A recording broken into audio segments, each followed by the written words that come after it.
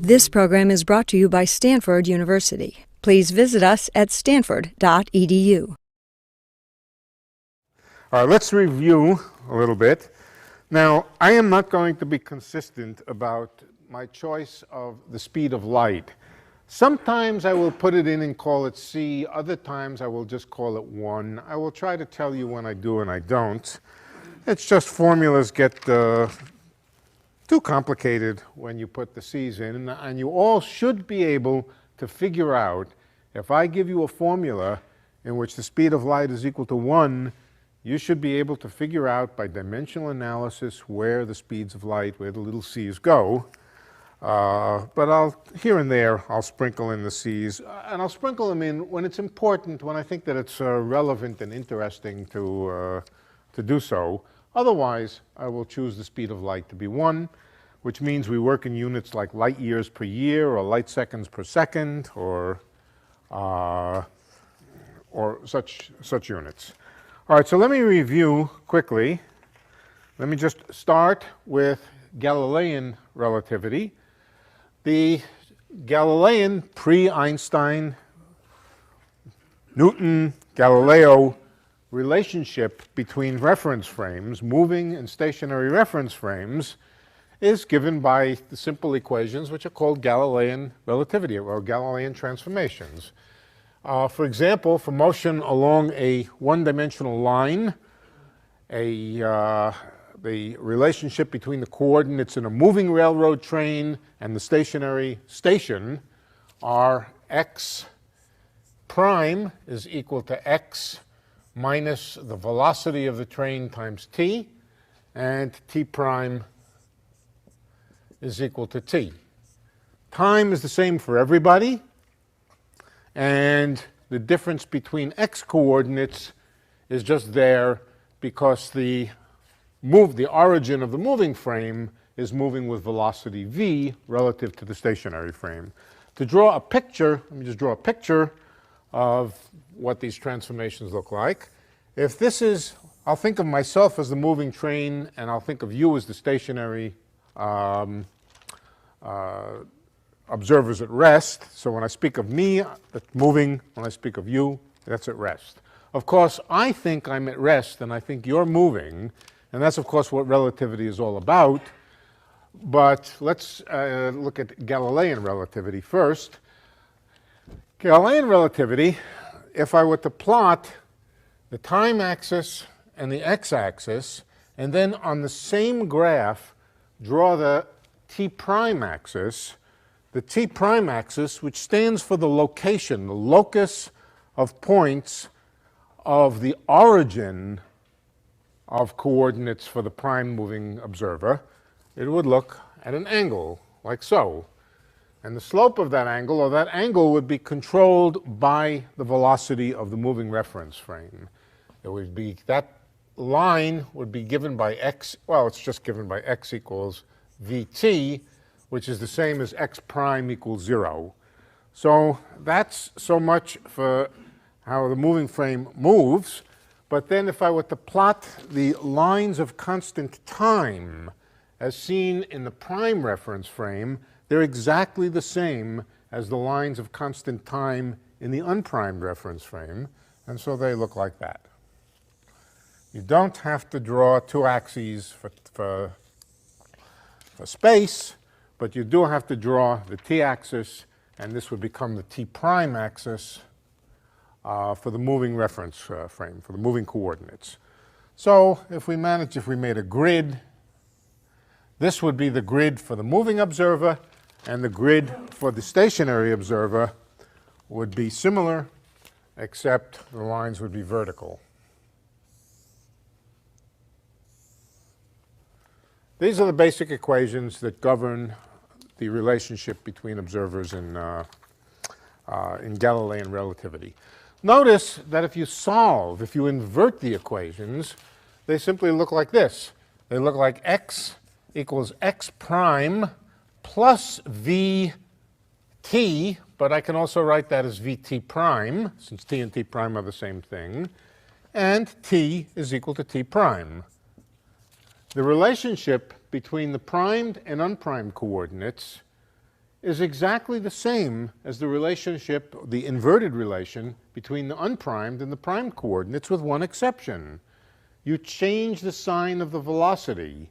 That just represents the fact that if you see me moving down the track with velocity plus v, I see you moving backward in the opposite direction with velocity minus v.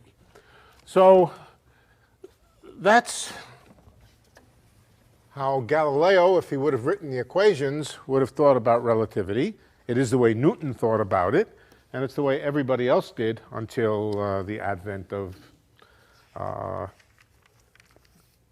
the discovery that the speed of light is the same in every reference frame. Those equations are not consistent with the speed of light being the same in every reference frame. They have to be corrected, and the last time we worked out what the rules about light imply about the corrections to those equations up there. So let me write them down for you to remind you. They are, of course, the Lorentz transformations, and they look like x prime is equal to x minus vt, exactly as Newton and Galileo might have written it, but then there's a square root of 1 minus v squared downstairs.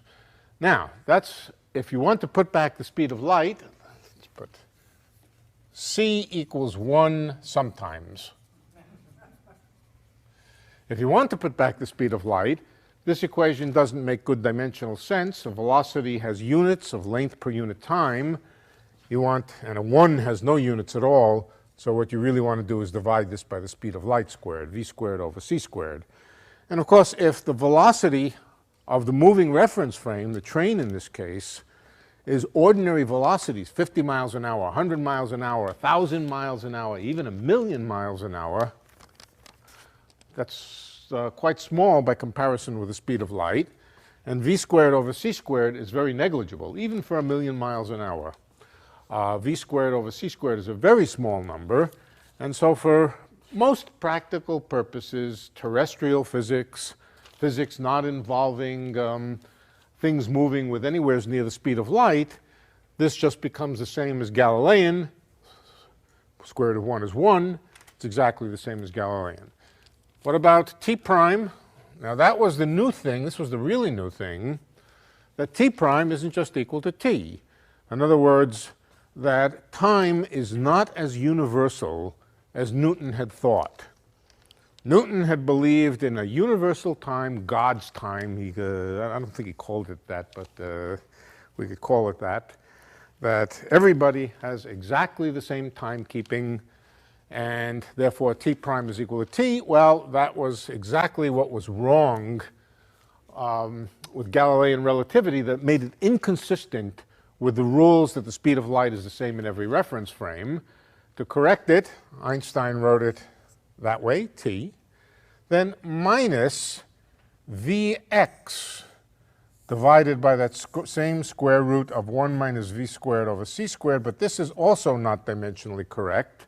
To get it to be dimensionally correct, you'll have to write velocity divided by c squared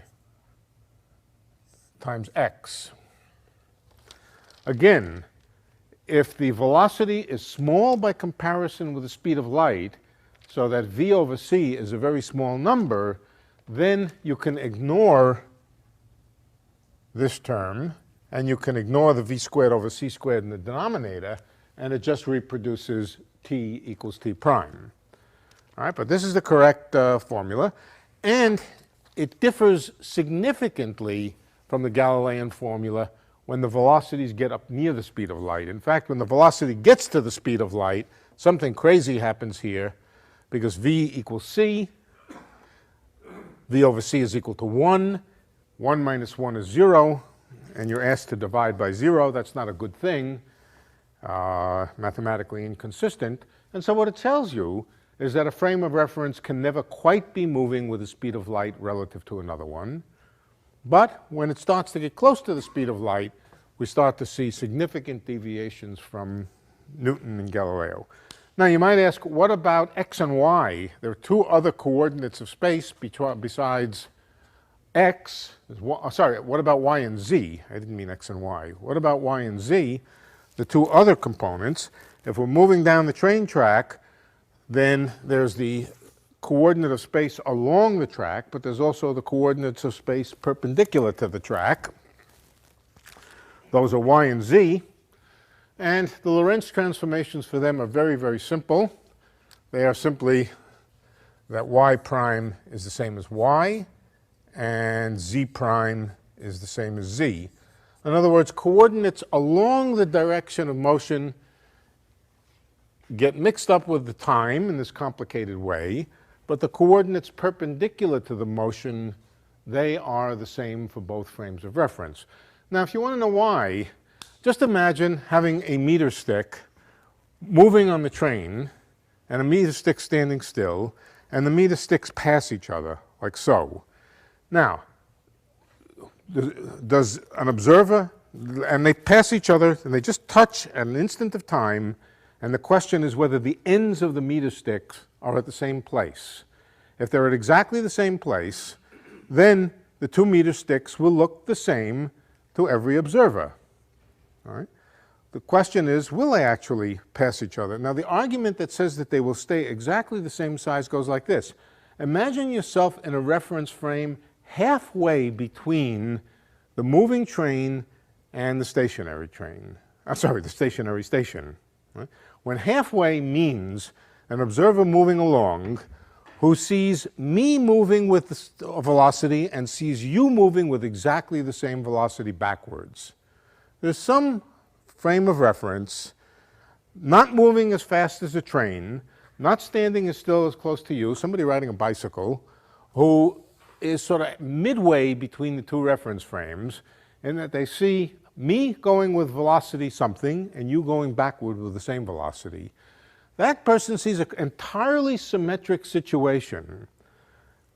Entirely symmetric situation. And what he will see the two meter sticks approaching each other with exactly the same velocity. Two meter sticks in the perpendicular direction approaching each other with exactly the same velocity.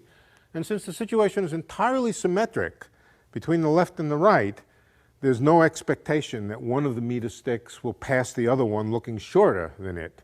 They'll pass each other looking exactly the same length. And so for that reason, there's no funny business about x and y, sorry, y and z, but x and t get mixed up with each other. Okay, let me show you another way to write the Lorentz transformation, which might be illuminating. It gives you a little bit of a geometric picture about how these equations work. Let's come over to this blackboard over here. First of all, let's get rid of the speeds of light in them because they're a nuisance. Let's just set it equal to 1.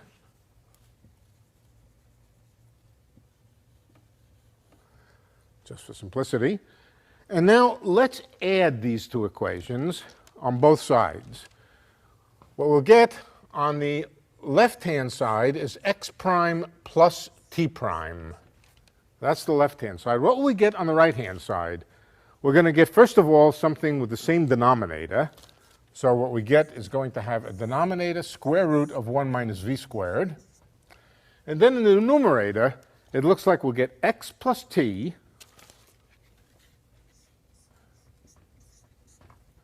but then we're going to get another term, which is going to be minus v times x plus t.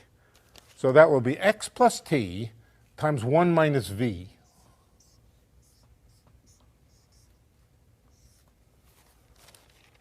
X plus t, and then minus v times x plus t. All right. 1 over 1 minus v, sorry, 1 minus v divided by square root of 1 minus v squared. What's that? Let's work it out over here. 1 minus v upstairs, and then square root of 1 minus v squared downstairs. That's the same as the square root of 1 minus v times 1 minus v. That's just 1 minus v. I just rewrote 1 minus v, divided by the square root of 1 minus v times 1 plus v. 1 minus v squared is 1 minus v times 1 plus v. The 1 minus v's cancel, and all of this is just equal to the square root of 1 minus v over 1 plus v. Okay, so first of all, let me rewrite this equation. It says that x prime plus t prime is equal to x plus t times something which depends on the velocity, and it depends on the velocity as 1 minus v over 1 plus v. Now let's look at x prime minus t prime. Right? Now let's look at x prime minus t prime instead of x prime plus t prime, and let's see what we get. X prime minus t prime. All right, when we subtract them, we're going to get an x minus t from here, and we're going to get a plus v because we're subtracting x. You know what I want to do? I want to make a small change in this. I want to write this as t prime plus x prime. Same thing. I haven't changed anything. T plus x. It's just because it agrees with my notes. And now I want to write this one as t prime minus x prime. T prime minus x prime. That's to subtract this from this. What do we get then? We get t minus x times 1 plus v divided by the square root of 1 minus v squared. We'll get a 1 plus v because of the opposite sign that appears here. Let's see, we'll get t minus x, and then we'll get minus v times x minus t. That all adds up to a 1 plus v divided by square root of 1 minus v squared. But if you go through the same exercise here, 1 plus v, 1 plus v, 1 plus v, what you get is square root of 1 plus v over 1 minus v. It looks almost the same as the equation for x prime plus t prime, but with a slight difference that the square root that appears here is square root of 1 plus v over 1 minus v. Now, let's stop now and look at what we have. Instead of working with x and t, I've worked with new coordinates. New coordinates, x plus t and x minus t. You know what you can think of those as? If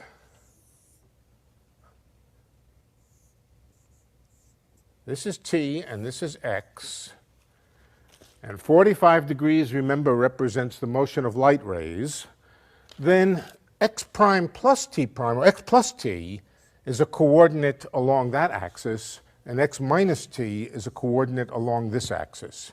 This is the x plus t coordinate, and this is the x, or the t minus x coordinate. Right? What this is telling us is that x plus t, when it's Lorentz transformed, just gets multiplied by something that depends on the velocity. And at the same time, t minus x also just gets multiplied by something, but that something is the inverse. The something here is 1 over the something here. So one picture of what these mathematical transformations are like is that t plus x, depending on whether v is positive or negative, t plus x gets stretched. That's what this says. It either gets stretched or squeezed, depending on, let's see, if v is positive, then 1 minus v is less than 1. This would be less than 1. That would say that this transformation squeezes t plus x. T prime plus x prime is t plus x times a number less than 1. So it squeezes one axis and stretches the other axis by the inverse amount. So for example, a Lorentz transformation with the appropriate velocity would squeeze this axis by a factor of 2 and double this axis by a factor of 2. That's the nature of Lorentz transformations. They're really quite simple. They're stretching along one axis, one 45-degree axis, and squeezing along the other 45-degree axis. But notice the important thing is they don't change the 45-degree axes. The 45-degree axes stay 45 degrees. Why is that important? Because that tells you that light rays continue to move with the speed of light in any reference frame. So you see, Lorentz transformations are really quite simple. They're a stretching along one axis, a squeezing along the other axis, but they preserve the 45-degree axes. They don't preserve other lines in here. Other lines will get stretched this way and squeezed the other direction, but the ones which are along the 45-degree axes are maintained. So that's the nature of Lorentz transformations, sort of a squashing of one light-like direction, an expansion of the other light-like direction along the direction of motion of the relative motion of the two reference frames. All right, any questions about the structure of Lorentz transformations before we go on? Yeah. Back to the argument about the transverse meter stick. Yeah. You proved it to the intermediate observer, two sticks must be the same. Okay. Does that show that to the two observers who are moving? One has to make some assumptions, but the assumption is that if two objects cross at an instant of space-time, if two events are at the same instant of space-time, and now that would mean, for example, when these two meter sticks cross each other, a flash of light could go off from the end of each one at the moment that they hit each other. We'd call that an event. If an event occurs at a particular space-time point, or if two events occur at the same space-time point in one reference frame, then they occur at the same space-time point at another reference frame. So that's an added ingredient that sort of, if you really trace every possible assumption, I'm sure there's an infinite number of assumptions, hidden things like that, but they're also easy to believe that, that if two events in space-time, if two events in space-time occur at the same space-time location according to one observer, then they occur at the same space-time according to another observer. The notion of an event, a point of space-time at which a thing could occur, that's an invariant concept. And so you could bring it back to the question of the events of the crossing of these two meter sticks. Yeah? Doesn't the bicyclist also have to be in the middle of the meter stick? In the middle of the meter stick. So we can see these things. Well, the bicyclist, of course, stands for a whole moving frame of reference. He has to measure when he's at the middle of the meter stick. Well, or he can see the flashes of light come out when the two meter sticks crash into each other. He can see the flashes of light come out and then deduce that the flashes of light came out from the same points.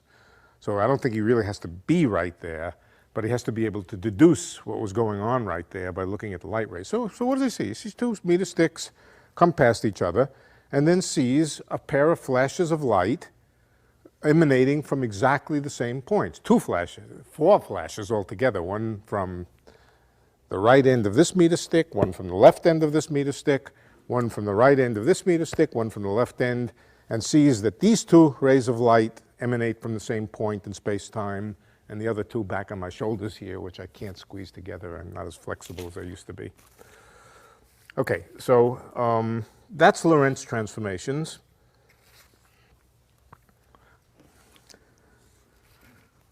What I forgot to do, which we'll do next time, was to show you how to compound velocities. We'll do that next time, but for the next thing, I want to tell you about proper time. Now, I don't think we talked about proper time last time. Many of you know what proper time is, some of you don't, but let's spell it out. As I said, Newton believed that time was the same for everybody. Moving, stationary, accelerated, whatever you do, time will agree. If you synchronize two clocks, whatever you do with them thereafter, they will stay synchronized. If you have a whole collection of synchronized clocks, they will stay synchronized. That, as we will see, is not true for moving clocks in the special theory of relativity.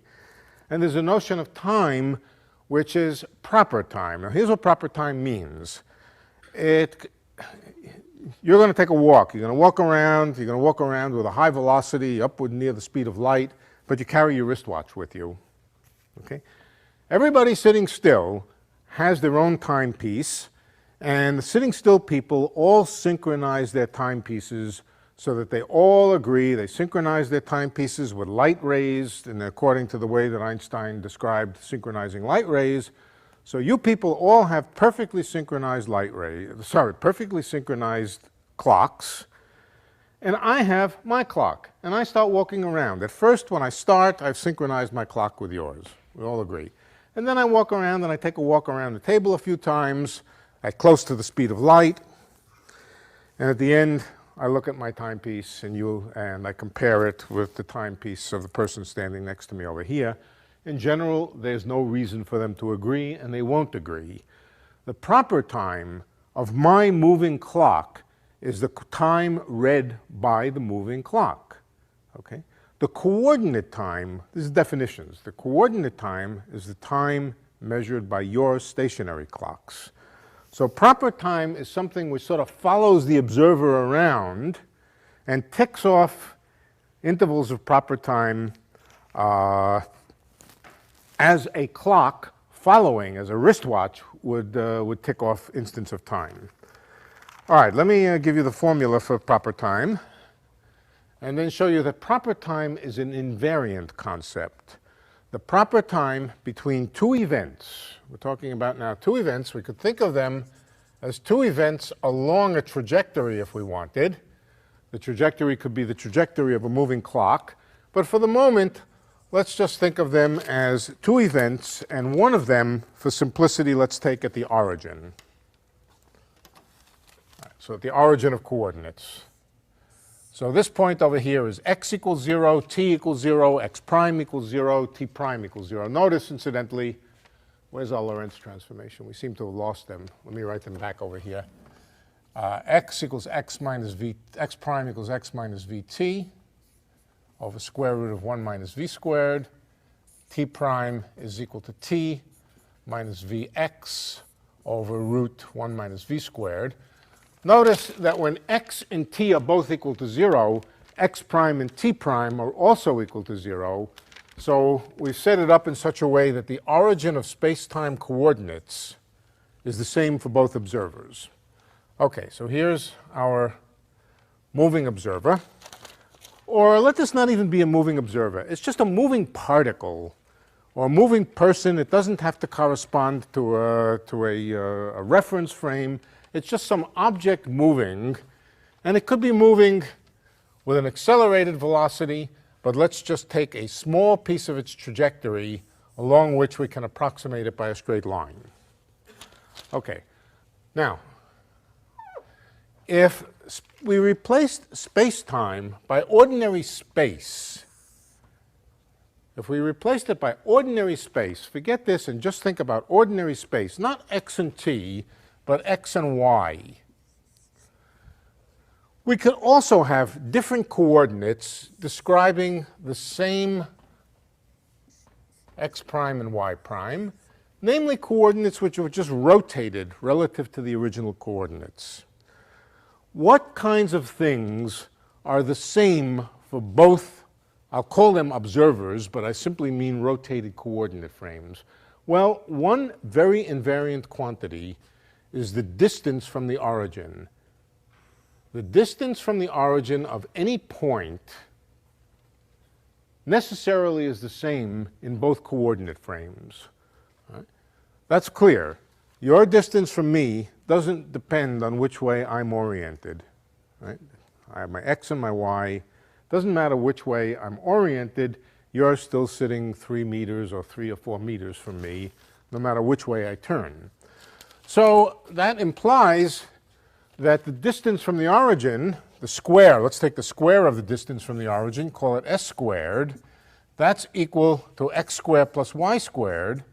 It must also be equal to x prime squared plus y prime squared. In other words, the quantity x squared plus y squared is the same in any coordinate system, ordinary coordinate system involving the rotation of coordinates. Something like that is true for Lorentz transformations. Something slightly different, a little slightly different mathematical expression This is x, this is t, and this is some point here with coordinates xt or x prime, t prime, depending on which frame of reference I'm looking at that event. Right? The statement, which we can work out from this equation here, in fact, let's do it. Let's do it. Let's take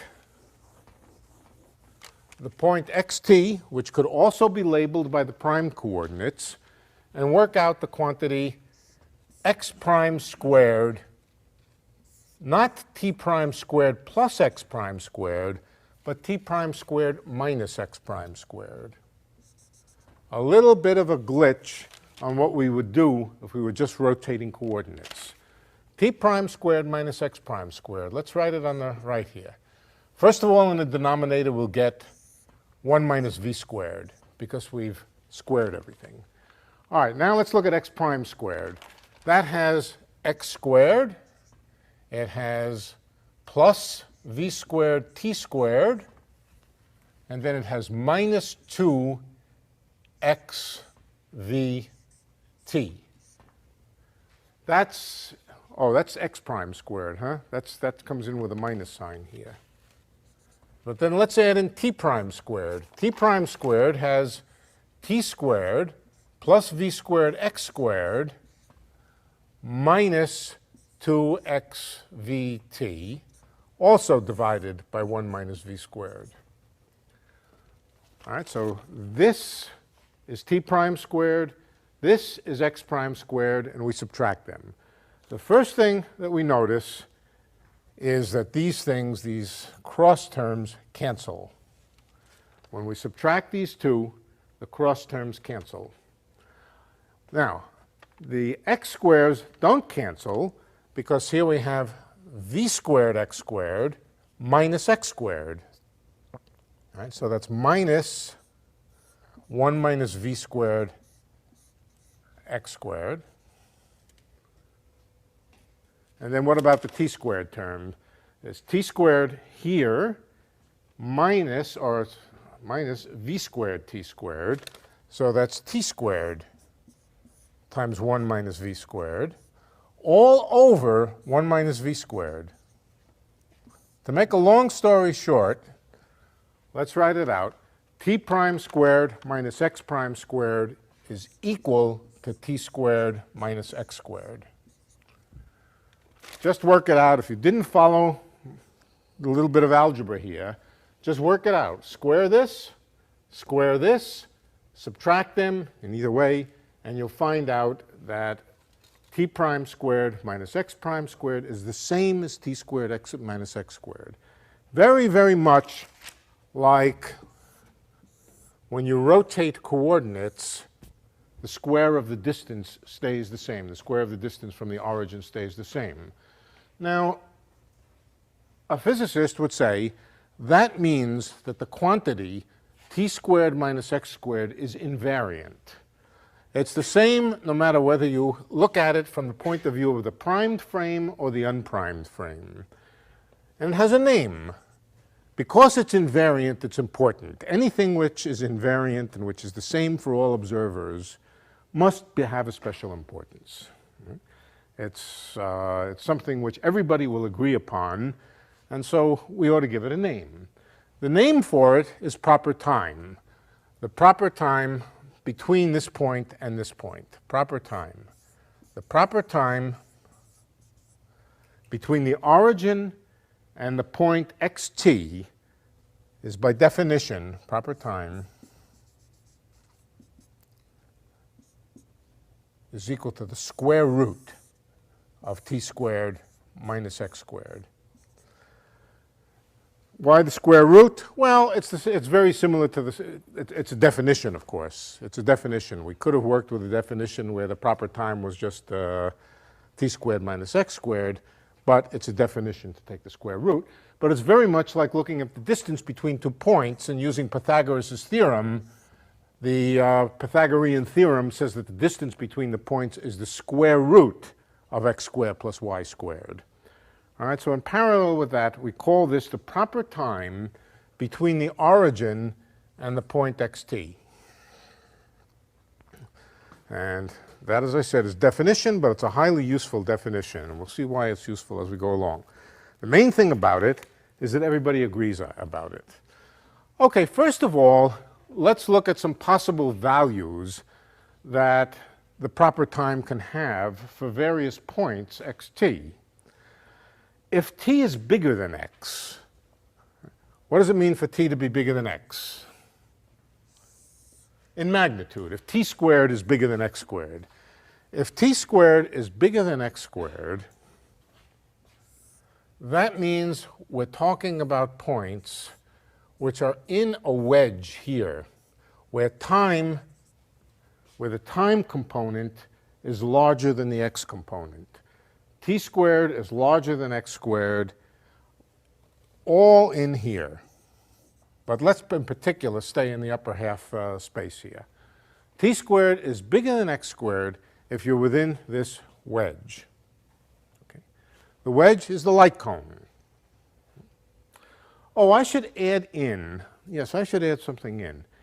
If we are working in 3 dimensions, three spatial dimensions, not 1 spatial dimension, then we should also add in minus y squared minus z squared here, minus y prime squared minus z prime squared.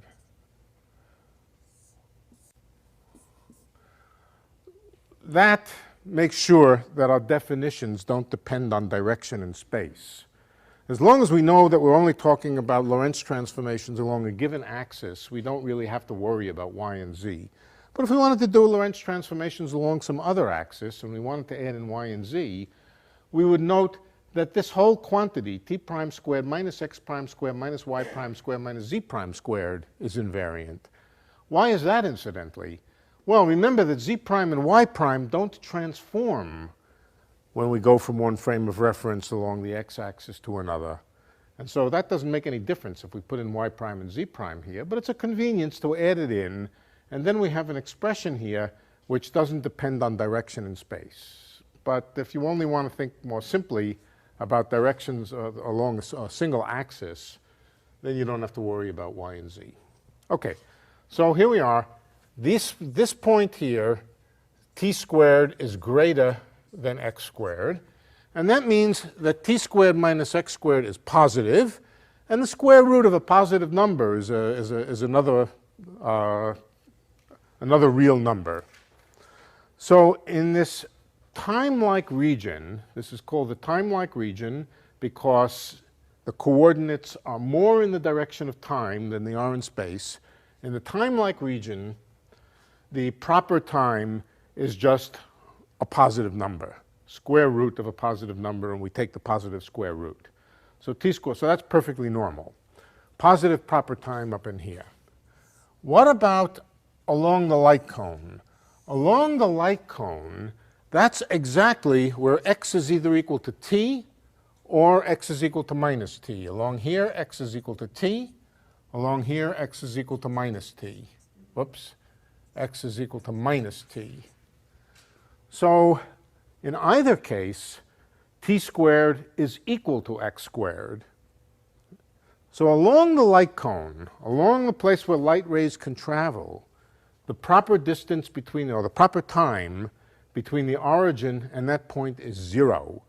Now, this is a big difference between ordinary distance and proper time. Ordinary distance, if the distance between 2 points is 0, those points are the same point. There's no way that the distance between 2 points can be 0 and them not be sitting on top of each other. In Minkowski space, in the space describing the special theory of relativity, the space-time, 2 points can have 0 proper distance between them, or 0 proper time between them, and still not be the same point, here and here. Right? What is true is that if 2 points are separated by 0 proper time, then a light ray can go from one to the other. So the trajectories of light rays correspond to paths which have essentially 0 proper time along them. Okay? Real particles, sorry, not real particles, but particles moving with less than the speed of light have trajectories which are in the time-like direction like that. They're moving slower than the speed of light, and the proper time along those is positive. Now, let me prove a simple thing. Proper time measures ordinary time as seen by a clock moving with the object. For example, supposing we have a clock which is at rest. A clock which is at rest in our frame just has a vertical world line. It's perfectly at rest. Right? And for such a point, let's take a point along here, what's the proper time from the origin? It's the square root of t squared minus x squared, but x is 0 for this point. So it's just the square root of t squared, which is just t. So the proper time along a trajectory which is standing still is just the ordinary time. What does that tell you? That tells you that the proper time is nothing but the time read by a wristwatch standing still.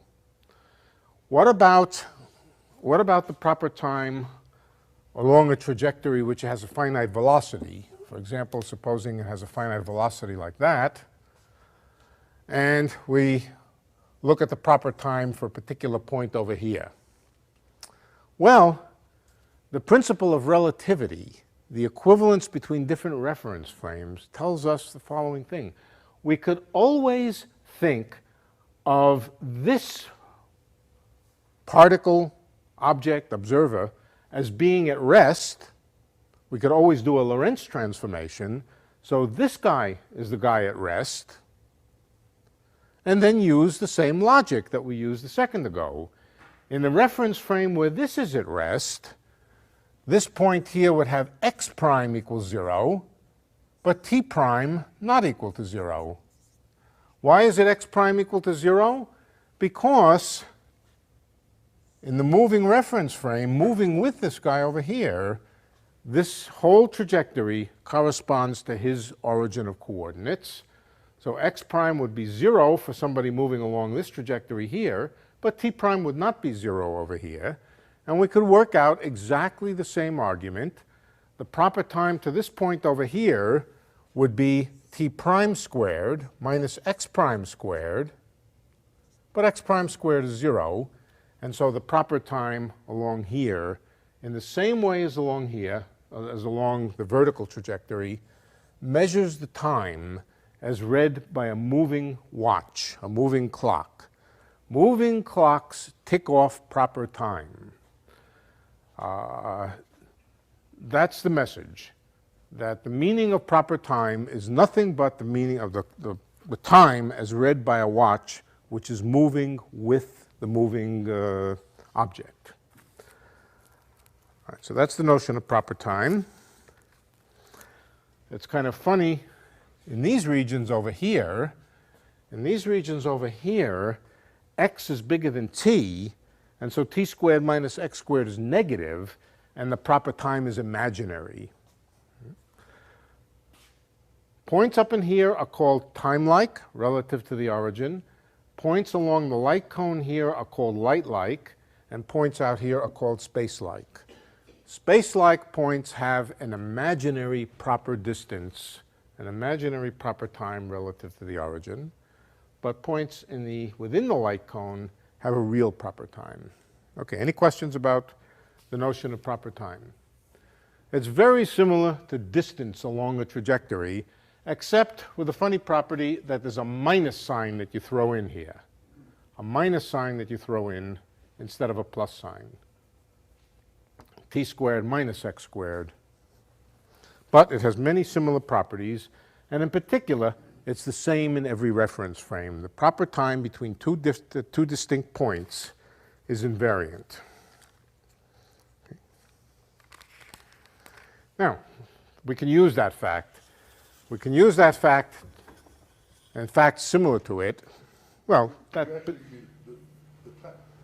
the time interval between 2 points. The time interval as read by a clock that moves between those 2 points. Well, yeah, there's just You were using the same for both, you was using the same word for both interval and reading the clock. Never mind. Okay. I meant time interval, but yeah. Yeah. So to put it another way, if there are 2 points in space-time, and a clock, a physical real clock, can move from one to the other along a straight trajectory, that means a trajectory with constant velocity, then the difference of time readings at the 2 ends of the trajectory over here will be the proper time. In other words, the difference between the time read at this point and at that point will be the proper time along that trajectory. You can calculate then, if I give you 2 points in space-time, we can calculate very easily how long it takes to move between these 2 points as read by the moving clock, not as read by stationary clocks. That's different. As read by stationary clocks, the time difference is just whatever the time was at this point and whatever the time was at this point, where the times were just t. But the moving clock reads its own time. That's the message of special relativity, that the rate at which clocks move depends on how they move. Now we can work out in some detail the relationship between moving clocks and stationary clocks. Let's do that. And the tool is to use proper time. So let's take a clock which starts at the origin and moves along a trajectory which takes it to a point, takes it to a point on the origin of the moving coordinates. I'm sorry, that line does not look very straight, does it? I intended it to be a straight line. Here we have our moving coordinate frame, and a clock moves from the origin to a point over here. Now, what is that point over here? That point over here is x prime equals 0. It's the origin of spatial coordinates for the moving observer. And it's some point t prime. It also has coordinates x, t. In other words, in the stationary reference frame, it has coordinates xt. In the moving frame, it has coordinates x prime equals 0 and some t prime. I would like to know, if I know x and I know t, what is t prime? Incidentally, x, of course, is equal to vt. So really all I need to know is t and the velocity of the moving observer. Here's the moving observer. His trajectory is x equals vt. Here's t, and here's x equals vt. Okay? What is the time read by the clock moving from here to here? What is t prime? Well, now that's easy to find out. T prime squared minus x prime squared must equal t squared minus x squared. What are t, sorry, this should be prime. T prime squared minus x prime squared should equal t squared minus x squared for this point. Why? Because the expression for proper time is invariant. Okay? Same expression in either reference frame for the proper time between this point and the origin. What do I know about this point? I know that its x prime is equal to 0, so let's cancel that out. No, let's not cancel that out, let's just rewrite it. T prime squared equals t squared, but now at this point x is equal to vt, so that's minus v squared t squared. Well, that's interesting. We now have a simple formula for t prime. First of all, let's write that as 1 minus v times t squared. 1 minus v squared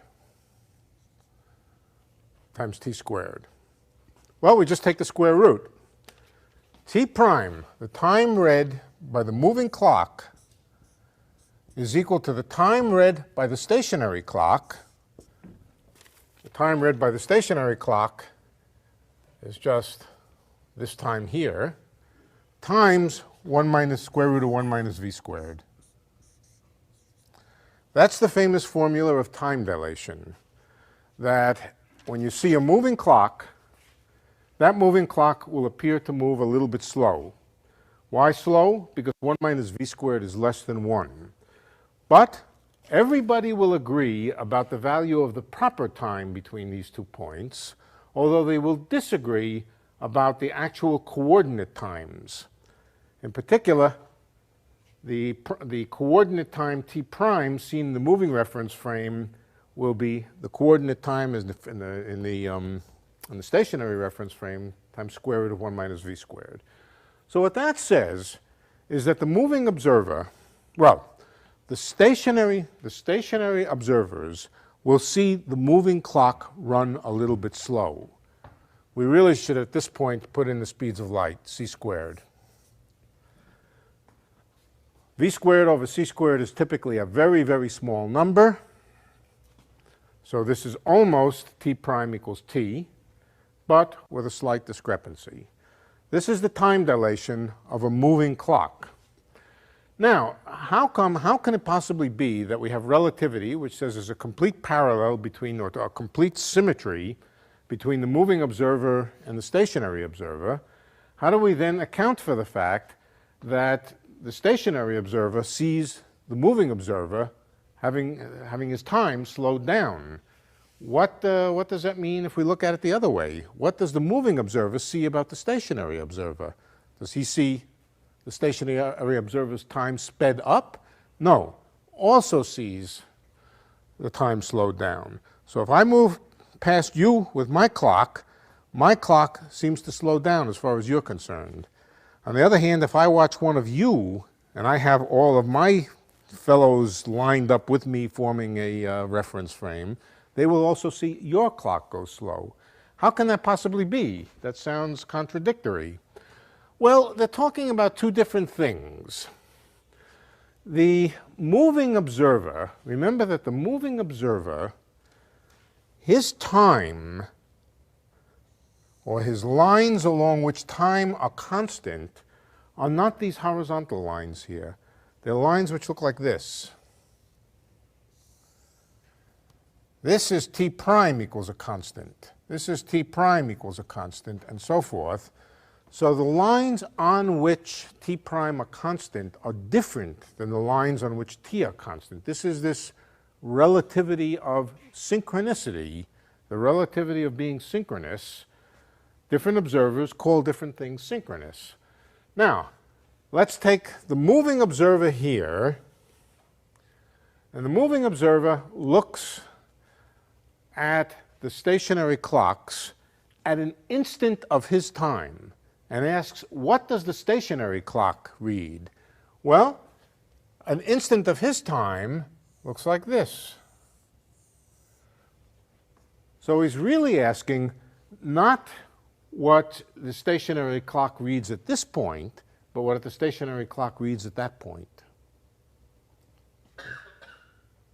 So there are 2 different questions. When you ask what one observer sees of the other one's clock, there is a complete symmetry. Let's see how to say this. I think I've already said it, but let's try to say it more clearly. We're comparing different things. The surfaces along which t is constant and along which t prime is constant are different surfaces. And so when you ask whether clocks are synchronous or not synchronous and so forth, you have to account for this difference in what you mean by synchronous. That's all. So that's the time dilation, the fact that moving clocks appear to stationary observers to go slow, and stationary clocks appear to moving observers also to go slow. We could have been certain from the beginning that whatever one observer sees of the other's clock, that they will be reciprocal because of the reciprocal nature of Lorentz transformations. Okay, that's the slowing down of clocks. Let's talk about the twin paradox. Somebody asked me about the twin paradox. We're now in a good position to do the twin paradox and see what it says. Let's work it out.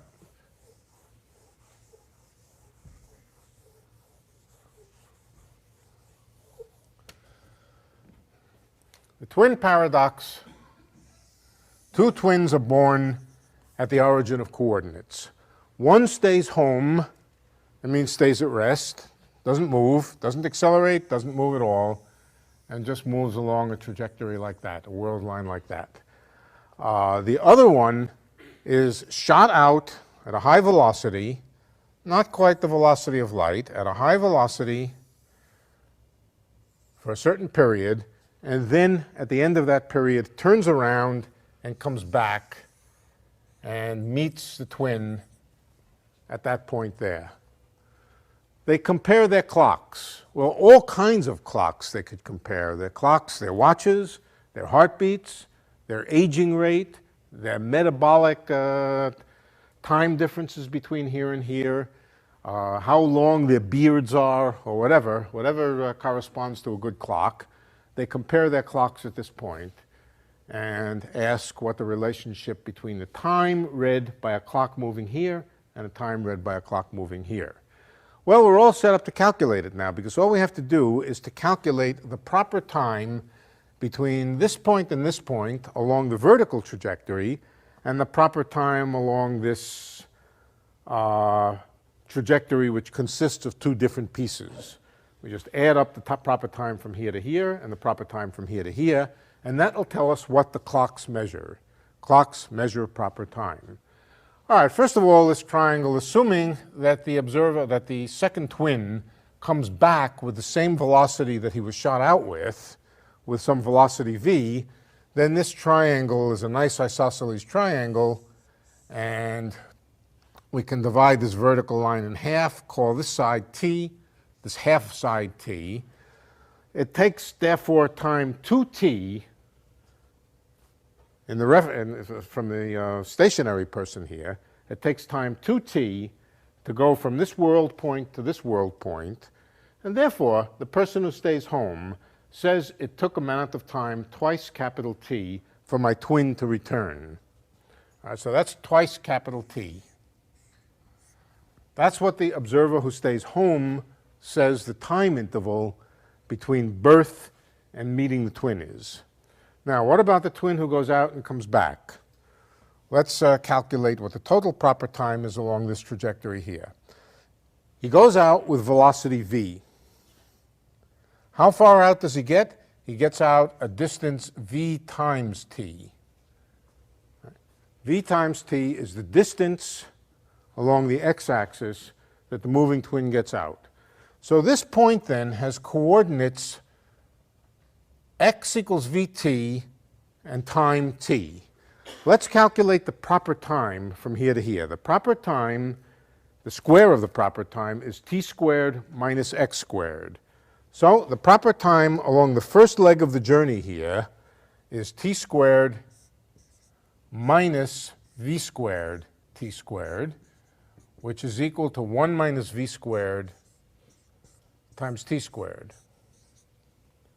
That's the square of the proper time. We have to take the square root of it to find out how much the clock changed from here to here. And so the time change, the proper time along this trajectory here, is square root of 1 minus v squared times t. What about on the second leg of the journey? The second leg of the journey is exactly parallel to the first leg of the journey, except going backward. The proper time between here and here is exactly the same as the proper time between here and here. There's the same x coordinate and the same t. So the answer for the observer going along this bent trajectory here is twice this. Twice t times square root of 1 minus v squared, as opposed to just twice t. Right? Which one is smaller? The smaller one, the smaller proper time, is associated with the twin who got shot out and came back. Why? Because 1 minus v squared is smaller than 1. So the amount of time read off by the moving clocks here is smaller by factor square root of 1 minus v squared than the time measured along the trajectory of the twin who stayed home. All kinds of times, as I said, the length of a beard, the number of heartbeats, all sorts of things, the time read along this moving trajectory will be less, and the consequence is that the moving twin comes back looking younger, feeling younger, looking younger, being younger than the twin who stayed home. Now, is this a paradox? It's not a paradox because there's nothing inconsistent about it. It doesn't look inconsistent. There's nothing particularly inconsistent. Sometimes people ask, how do you tell which twin moved and which twin didn't move? Well, that's not hard. This twin reversed its trajectory and accelerated at this point over here. And so if they were in a rocket ship, they would feel the rocket ship accelerate, and there is no symmetry between the two twins. One twin just stays at home, experiences no acceleration, experiences no tendency to be thrust back and forth by the acceleration of whatever he's sitting in. The other twin suddenly experiences a sharp acceleration at this point, and so there's no symmetry between them. There's no more of a contradiction than asking about the size of a triangle. The distance along the side of a triangle is not the same as the distance along the broken path composed of the other two sides. There's nothing more paradoxical than that. The proper distance along the sides of these two triangles, broken trajectory here, is just different than the proper distance along here. Now, Newton would not have understood that, or at least probably Newton would have understood it if it was explained to him. He was certainly smart enough. But with his own view of time and his own view of space, this would have been a shock to discover that a twin that goes out and comes back younger than the twin who stayed home. Yeah, question? Typical question. So at that point, there, the physics is now different. Well, the twin feels something quite different. How does one argue around the fact that there are accelerations there? No, you don't argue around it. There's acceleration there. But well, then you don't know any longer if this analysis about clocks is correct. Okay. The assumption, first of all, you can smooth this out. There was nothing very special about making this a sharp turn. All right? All right. To say that it's smoothed out just says that there's a finite acceleration rather than an instantaneous infinite acceleration. All right, that's good. As I said, the assumption is that the clocks that we have, the way that they tick is insensitive to acceleration. All right, now this isn't true of real clocks. Real clocks, if you accelerate them too hard, they'll break. All right? If you accelerate your clock real hard, you'll break it. Now, it also depends on the size of a clock. The bigger the clock is, if you give it a hard acceleration, the easier it is to break it. If you take a tiny, tiny, tiny little clock and you accelerate it, it's harder to break. Taking an atom and accelerating it at 10 meters per second, the atomic clock that's composed of the electron going around the nucleus is not going to be affected by that 10 meters per second. On the other hand, a great big clock, 100 miles wide and so forth, that you try to accelerate it, it's going to be very, very delicate to accelerate it without changing the way that it ticks. Okay? So the assumption is that the clocks tick off proper time. Right? That's an assumption, that good, faithful, small clocks, which are very well built and built to withstand acceleration, that they simply tick off proper time. If they tick off proper time, all we have to do is measure the proper time along there. Now, as I said, we can do this experiment in a way that minimizes the amount of acceleration here. We don't need a lot of acceleration. We can have during this period here, the acceleration be very modest.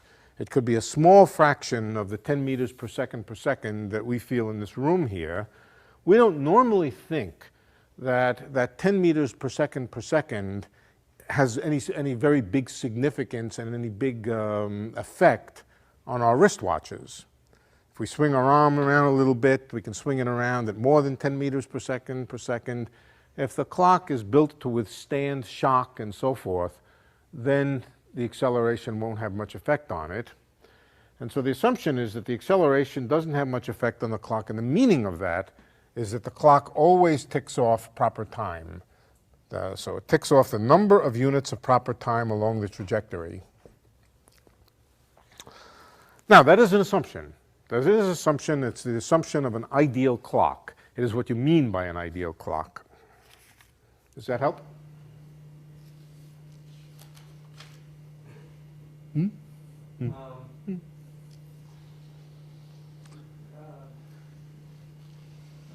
thing is, No. the thing is that my impression is Yeah. that all of this follows some very, very careful analysis of the kinematics or whatever you call it. Yeah. Without accelerations in them. Yes. And light signals. And Yes, yes, yes. So. Right. It's a little tougher. It seems to Right. me like the analysis in a way breaks down there.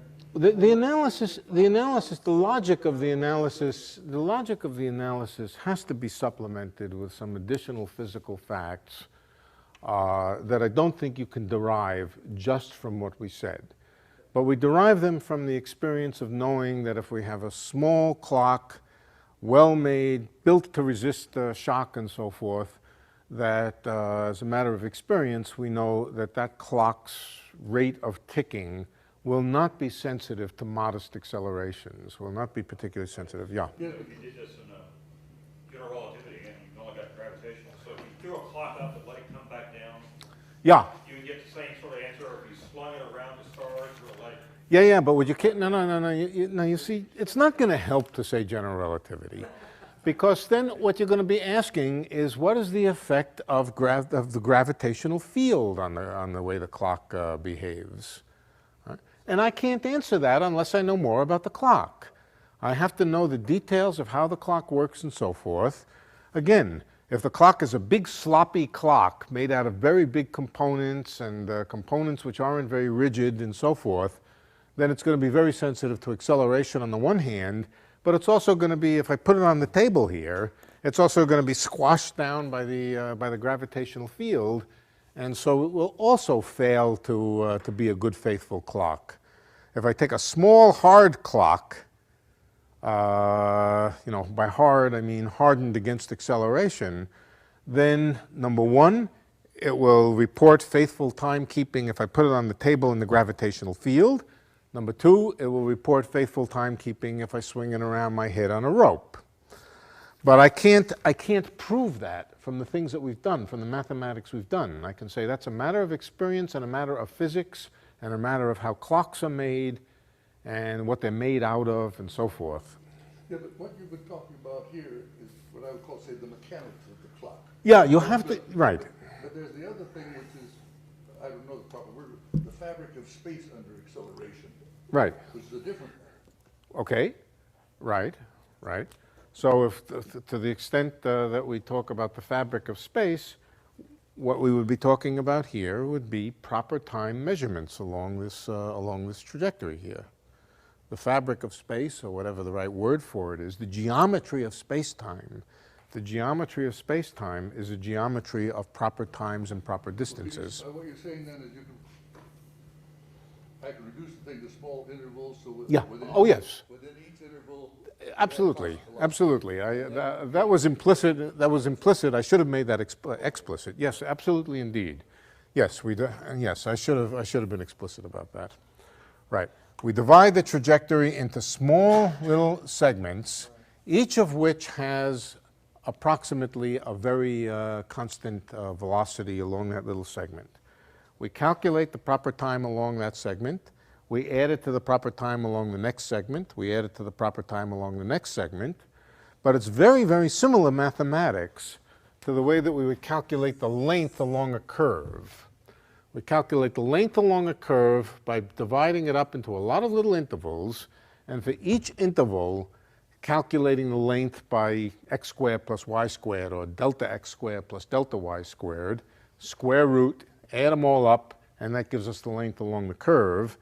In very much the same way, we take this curved trajectory and we divide it into small little intervals.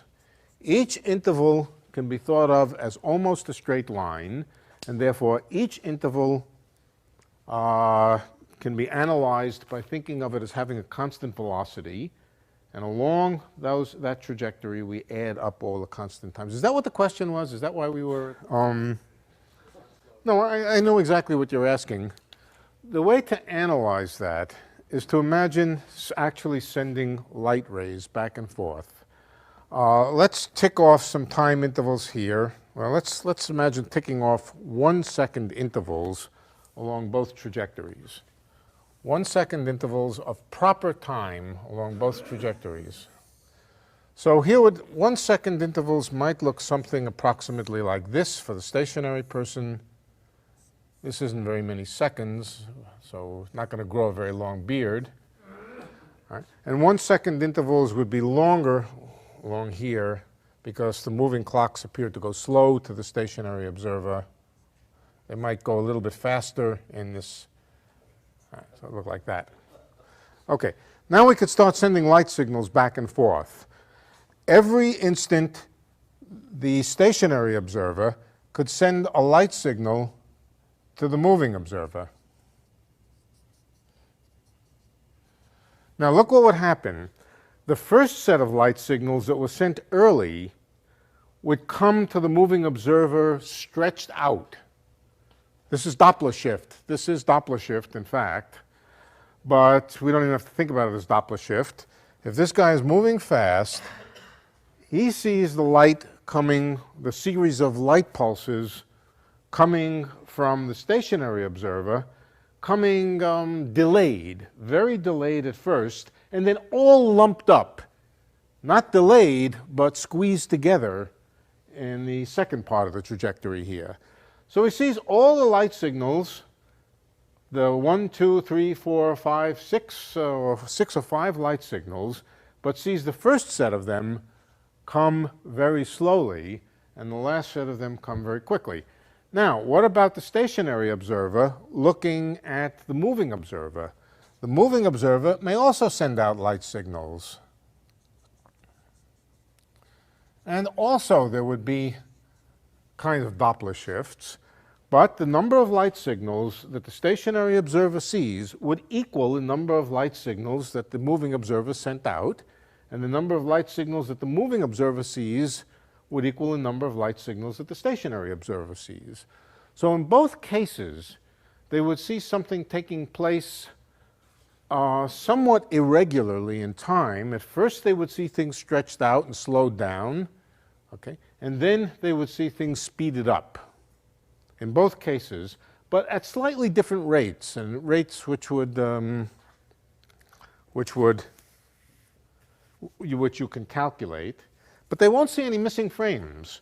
By missing frames, you would mean missing light signals. They would see each one would see all the light signals that the other one sent out, but coming at rates which would depend on their relative state of motion. Does that answer your question? It sort of answers it. When you're talking about Doppler and something else kind of bothers me. If the person, the astronaut coming back, sees the light shifted, let's say the first person, the first twin, he transmits light that's of a low frequency. This person transmits light of low frequency, yeah. The person coming back, Yeah. when he collects the light, would he be collecting more energy than was, I mean, I'm sure the answer is no, but it sounds like he would be actually collecting more energy. Okay. Before we can answer that, we have to know more about energy. So let's wait on that kind of question until we know something about energy. At the moment, all we're talking about is X's and T's. But it's a reasonable question. How does the energetics appear to both observers? An answer is that energy really only makes sense in the usual sense to an observer who is not accelerated. To talk about the energy of the moving of the accelerated observer is very tricky, and yeah. So, not particularly. You got to talk loud. Not particularly the relativity question is what you mentioned here, but in previous classes you talked about theories like tensor line and string theory that have a concept of spatial dimensions that are curled up.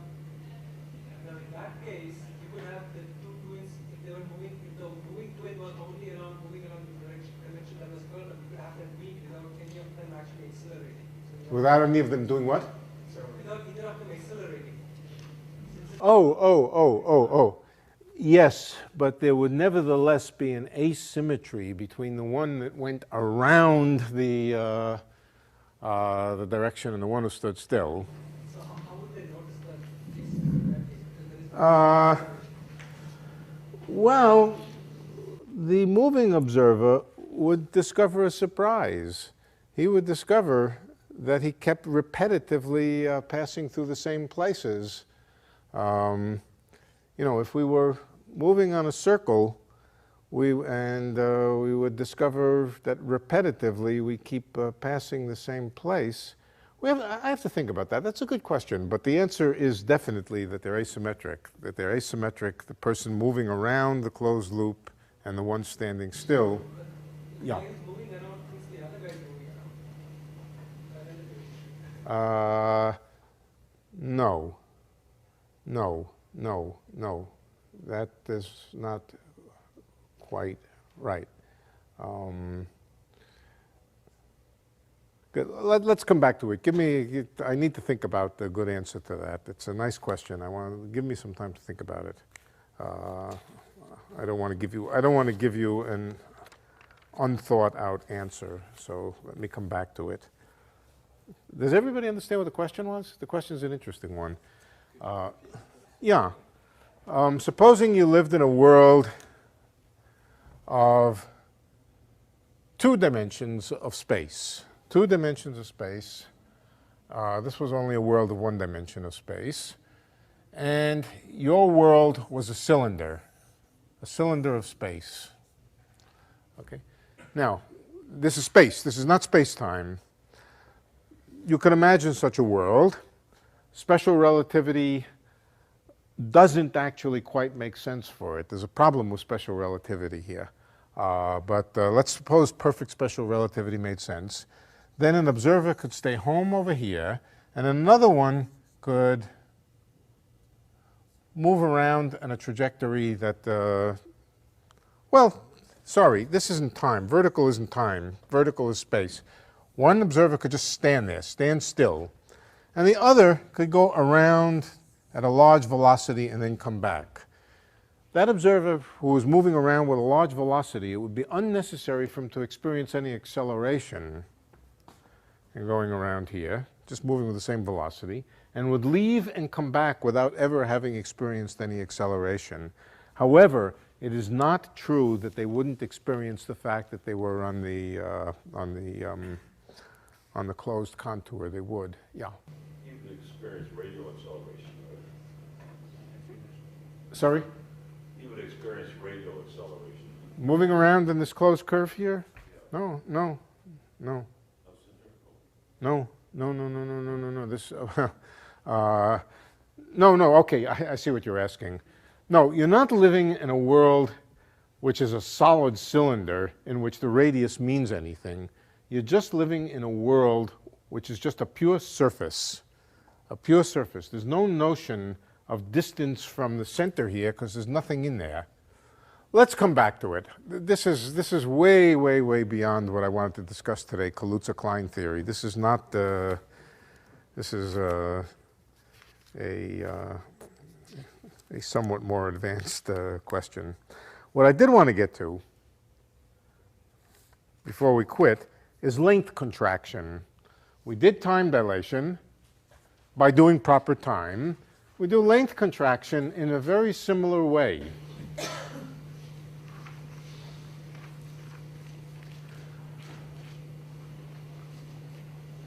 let's look, the first thing when you want to understand the special relativity problem is draw a picture. Always draw a picture and see if you can't cast your question in a diagrammatic language which you can then answer by using Lorentz transformations and that sort of thing. So let's begin. Always start that way. Always. For reference, we put in a light cone. That's the speed of light. Nothing moves faster than the speed of light. Okay. Now we have our moving observer. We have a stationary observer. We have our moving observer. Here's the trajectory of the moving observer. Here is the surface of constant time. This is t equals vx. This is x equals vt. One of these is a surface along which the moving observer's clocks are all synchronized. This motion here is just the origin of coordinates, or the origin of spatial coordinates of the moving observer. And now let's imagine a meter stick. Let's take a meter stick which is at rest in the rest frame. So I need another color. Let's see, red might do. A meter stick which is at rest has two ends. Let's take the left end of the meter stick. The left end of the meter stick might start over here, and it's at rest, so the left end of the meter stick is over here. The right end of the meter stick is at x equals 1, and it's over here. The meter stick sweeps out a space-time strip.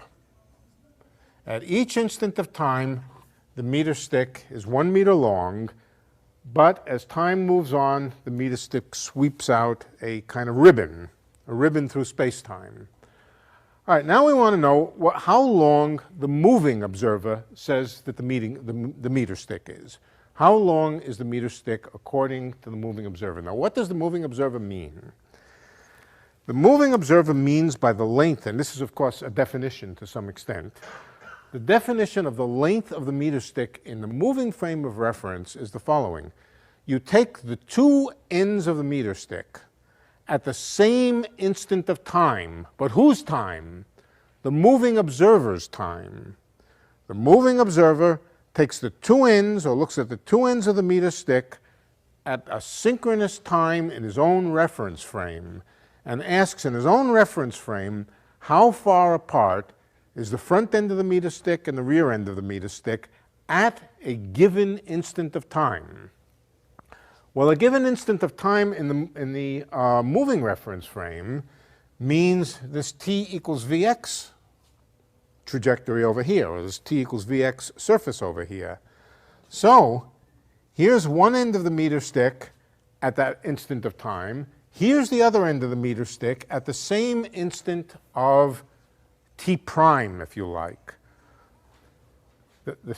In the stationary reference frame, these 2 points are synchronous. In the moving reference frame, these 2 points are synchronous. So if we want to know how long the meter stick looks in the moving reference frame, what we want to know is not what the x of this point is, but we want to know what the x prime of that point is. We want to know what the x prime of that point is, which would be what the moving observer would call the length of that meter stick. Now, there's an easy way to find out.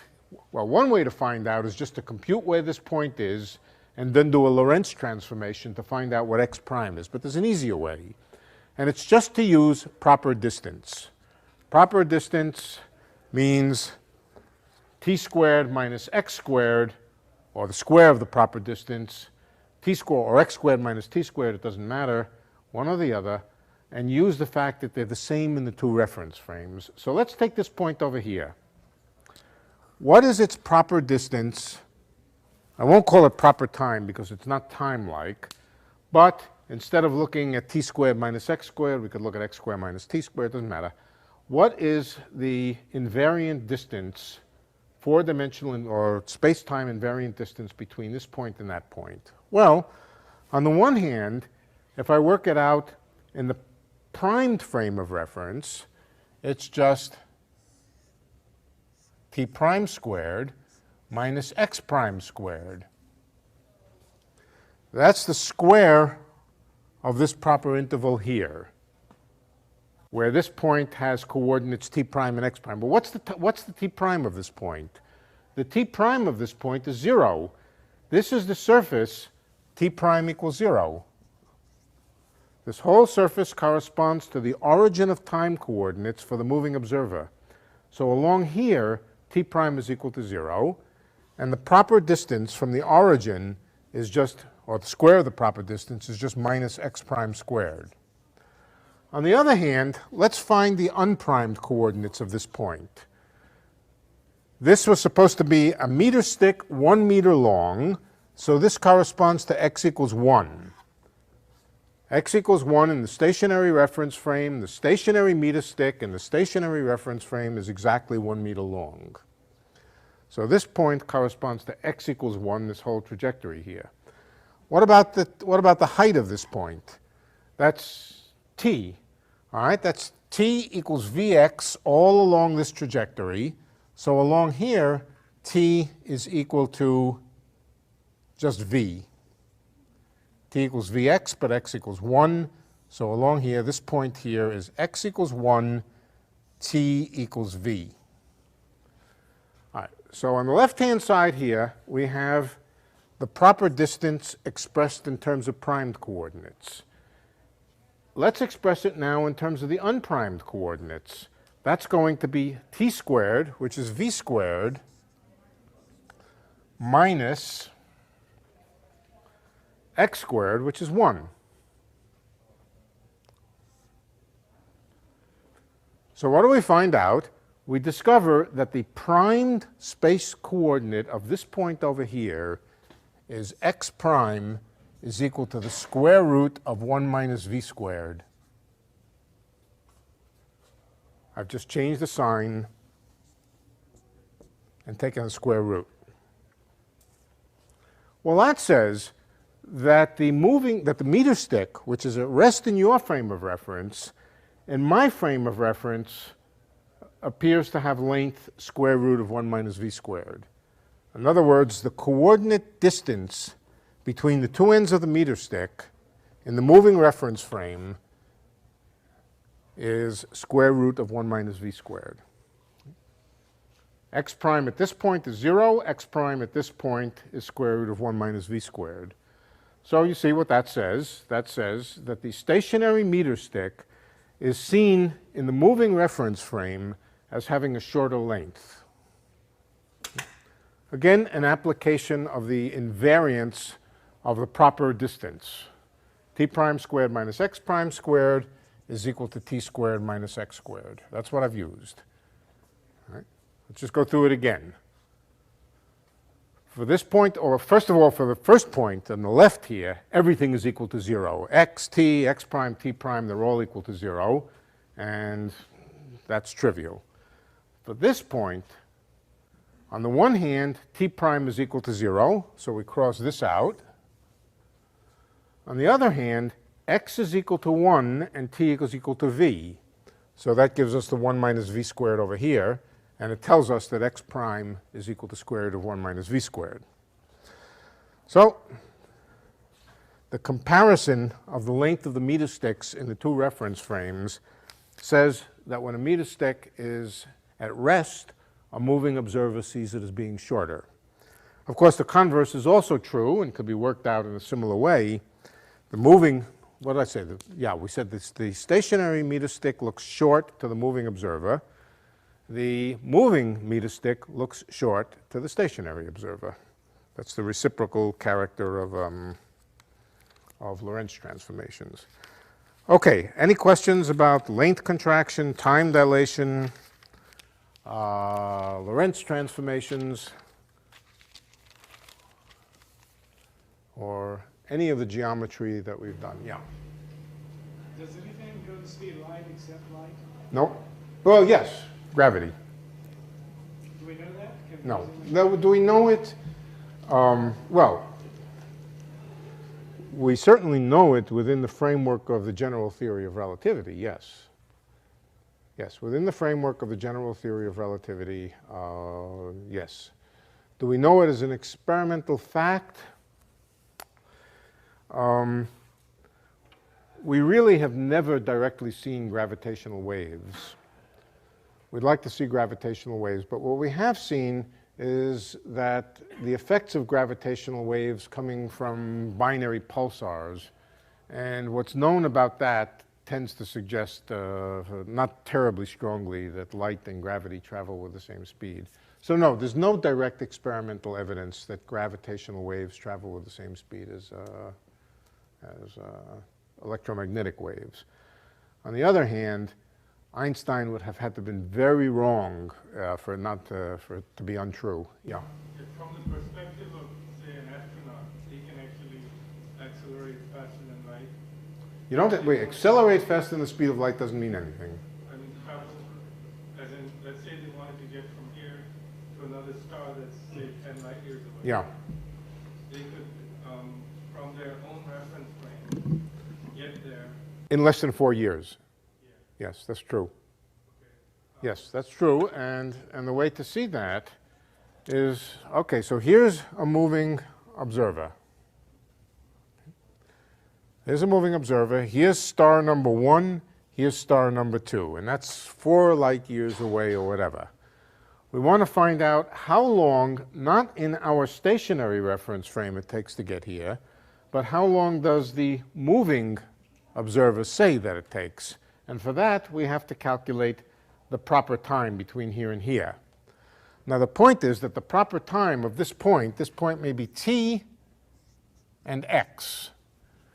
The point is the proper time, which is t squared, the square of the proper time, is t squared minus x squared. That means it's always smaller than just t squared by itself. So the proper time between here and here is less than the actual coordinate time. So for that reason, yes, you're absolutely right. This person over here would say that it takes less time than the 4 light years or whatever it would be that the stationary observer would. So from his perspective, wouldn't it also be right to say that the star actually came to him faster than? Well, what the moving observer would say is that what the moving observer would say, he would put himself, first of all, in his own frame of reference, and then he would look at the 2 stars, and he would see that the 2 stars were a lot closer together than what the stationary observer said. So he would say it took a short amount of time to go from one to the other. In other words, the moving observer would see the Lorentz contracted distance between the stars, and so would conclude that it took a small amount of time to go from one star to the other. But to him, that length contraction, wouldn't it look like the stars are traveling faster than the speed of light? No, the stars would not appear to be traveling faster than the speed of light. They would appear to be traveling with exactly the opposite velocity. The stars see the astronaut traveling with a certain velocity, and the astronaut sees the stars traveling with exactly the negative velocity that. But when he starts out, when he looks at this and observes the star, he measures the distance to be 5 light years. Then he. Yes, but you have to ask, when he's moving, how far apart does he see the stars? And if he's moving with close to the speed of light, then he sees the stars as being not 5 light years or 4 light years, or whatever we said, but 4 light years times the square root of 1 minus v squared. And that, in his reference frame, would be the description. So. The trip looked like it was 5 years away, and a few minutes later, it looked like it was 2 light years. Which is, sorry, why does. When you start out, before you accelerate, the star looks like it's 5 years away. Then you Uh, accelerate, and Okay, so. it looks like it's 2 light years. Okay, you're correct. But then we have to analyze a more complicated problem. The complicated problem then starts with an observer which is at rest. And again, the observer starts to accelerate and has to accelerate up to this velocity, and we have to take into account this effects of acceleration. The simpler calculation to do is to imagine an astronaut that was always, forever and ever moving with uniform velocity. Remember, the special theory of relativity, just like Newton's theory, only makes sense in inertial reference frames. To find out what happens in a non-inertial reference frame, we can answer the question.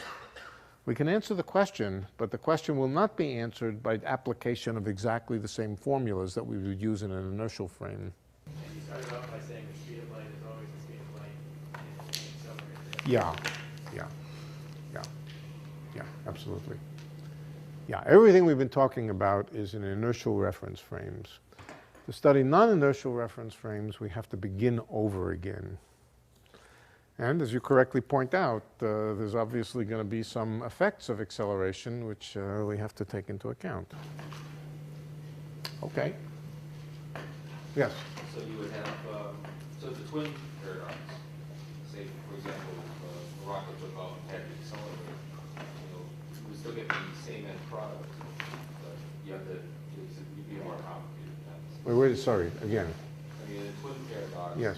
If the person, if the twin that took off in the rocket had to accelerate to. Oh, yeah. I mean, if he wasn't born moving with a large velocity. Yeah. Right. But you would still do the same thing. You would still calculate the total proper time along his trajectory. Yeah. So the total proper time would have contributions from different velocities, and we can work those out. They're simple to work out. But yes, right. No, we assume one twin is born with a huge velocity and the other one is at rest. Oh, the poor woman. I mean.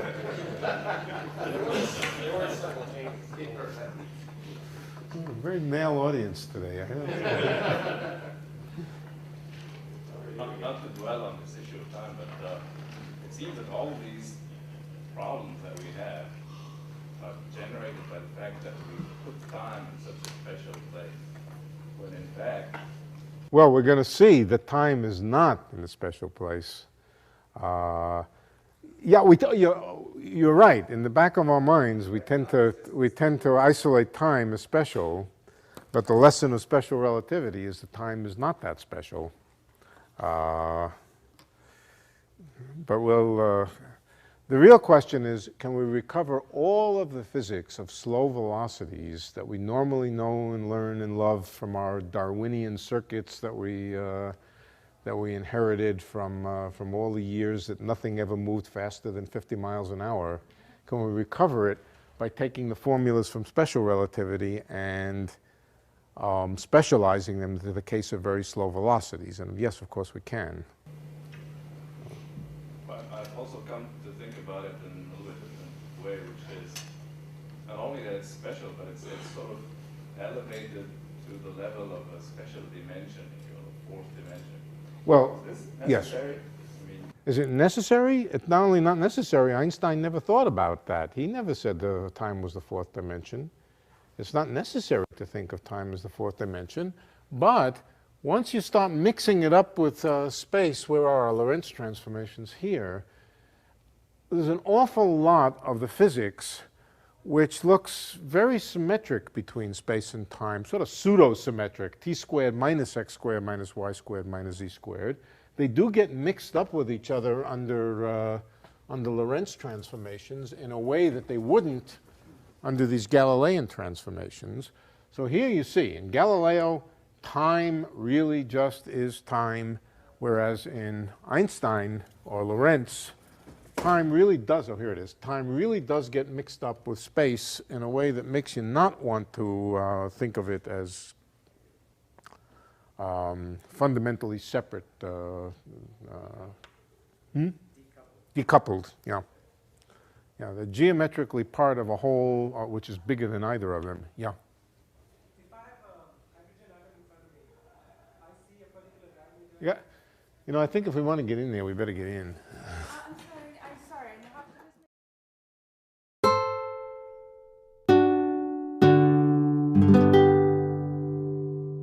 The preceding program is copyrighted by Stanford University.